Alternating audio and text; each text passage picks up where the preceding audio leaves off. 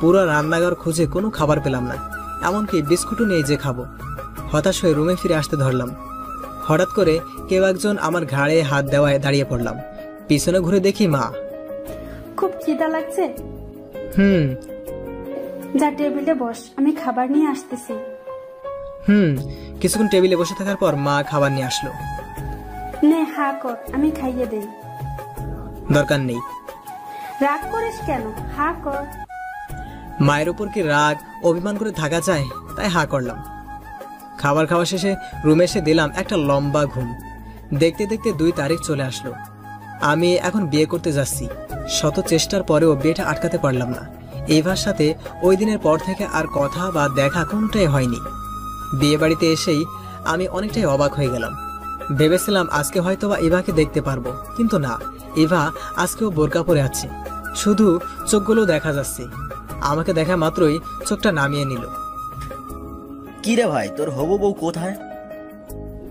আছে। কই, আমি তো দেখতে পাচ্ছি না। ওই যে বোরকা পরা মেয়েটা আছে না,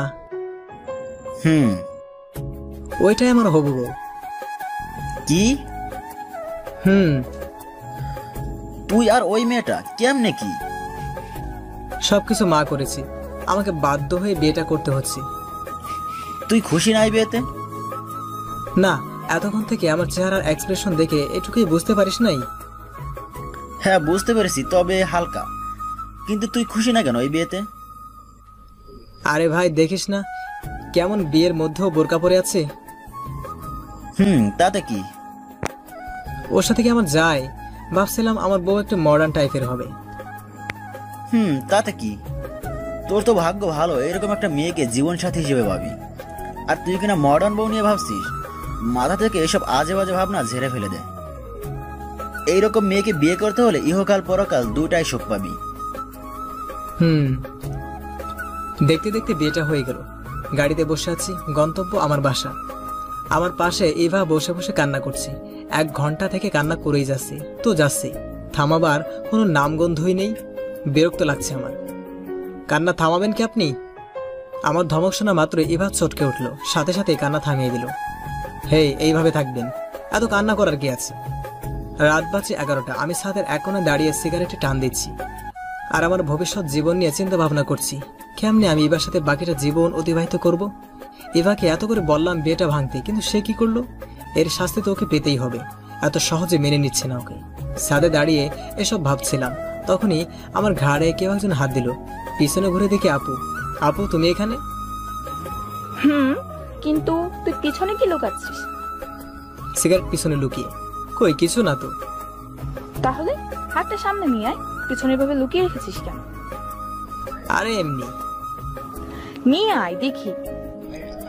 জোর করে হাতটা টেনে সামনে নিয়ে আসলো। তুই সিগারেট খাচ্ছিলি? আজকের দিনে তুই সিগারেট খাচ্ছিস? আর ইভা কিন্তু একদম এসব পছন্দ করে না। ও কি পছন্দ করলো আর কি না করলো এগুলো দেখার বিষয় আমার না। কি আবল তাবল বলছিস? ও তোর বউ, এখন থেকে ওর ভালো মন্দ, পছন্দ অপছন্দ সবকিছুরই খেয়াল তোকেই রাখতে হবে। আচ্ছা, এসব বাদ দে, রুমে যা, ইভা তোর জন্য অপেক্ষা করছে। রুমে গিয়ে করব? মনে হয় রুমের মধ্যেও বোরকা পরে আছে। আগে যাবি তো? চল, আমি নিয়ে যাই। আপু আমাকে টেনে রুমের সামনে নিয়ে এসে ধাক্কা মেরে রুমে ঢুকিয়ে দিল। রুমে ঢুকে তো আমি পুরাই অবাক হয়ে গেলাম। এতটাই অবাক হয়েছি যে মুখ দিয়ে আমার কোনো শব্দ বাহির হচ্ছে না, কারণ ইভা শাড়ি পরে বিছানার মাঝখানে ঘুমটা টেনে বসে আছে। ইভা আমার উপস্থিতি টের পেয়ে বিছানা থেকে নেমে আমার কাছে আসলো। আমি তো শুধু হা করে তাকিয়ে আছি। অজু করে এসেছেন? না। অজু করে আসেন, একসাথে আমাদের 2 রাকাত নফল নামাজ আদায় করতে হবে। ইচ্ছা না থাকা সত্ত্বেও অজু করে ইভার সাথে নামাজ পড়তে হলো। নামাজ পড়া শেষে যেই না নামাজি মশলা থেকে উঠে যাব, অমনি ইভা আমার পা ধরে সালাম করলো। এটা কি করলেন? কেন সালাম করলাম? বিয়ের প্রথম রাতে বরকে সালাম করতে হয়, তাই। হ্যাঁ, বর। আস্তে আস্তে। কিছু কি বললেন? না, তা আপনি শাড়ি পরছেন কেন? বোরকা কোথায় গেল? বোরখা পরবো কেন? আপনি তো এখন আমার স্বামী, আপনার সামনে শাড়ি পরে থাকতেই পারি। আপনার পুরো অধিকার আছে আমাকে দেখার। ও, আমাকে আমাকে দেখবেন না? না, দেখবো না। আপনি বরং শুয়ে পড়েন, আমিও শুয়ে পড়ি, আমার খুব ঘুম পাচ্ছে। ঠিক আছে। মনে মনে ভাবতে লাগলাম